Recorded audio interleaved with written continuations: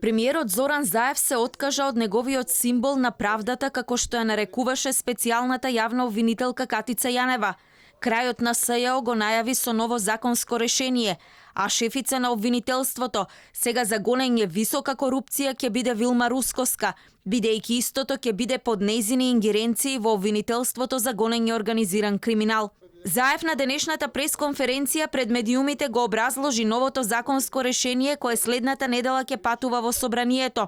Предлага новото обвинителство да ги преземе сите случаи на СЈО за кои веќе се водат судски постапки, како и архивата и материјалите, но се откажува од бомбите кои веќе нема да се користат во нови случаи и ќе се уништат. Сите случаи кои се пред судовите, за кои специјалното јавно обвинителство е надлежно, согласно закон, ќе ги продолжи, ќе ги застапува пред надлежните судови новото јавно обвинителство, согласно досегашната законска рамка во фазата во која се застанати.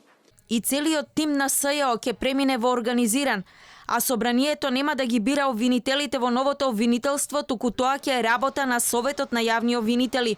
Шефицата на оние кои ќе гонат висока корупција ќе има и финансиска самостојност, односно таа ќе си планира буџет кој владата ќе мора да и го одобри.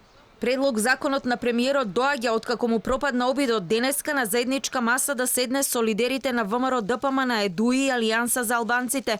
Председателот на опозицијата Христијан Мицкоски не ја прифати поканата, откако во јавноста пукна милионската афера Рекет, каде освен двајца осомничени кои уценувале бизнисмени нудејќи интервенции во постапките што ги води СЈО, се погласни се шпекулациите за инволвираност и на обвинители и на функционери од власта. А тема на лидерската требаше да биде токму судбината на СЈО, на чие чело стоеше до пред 4 дена Катица Јанева.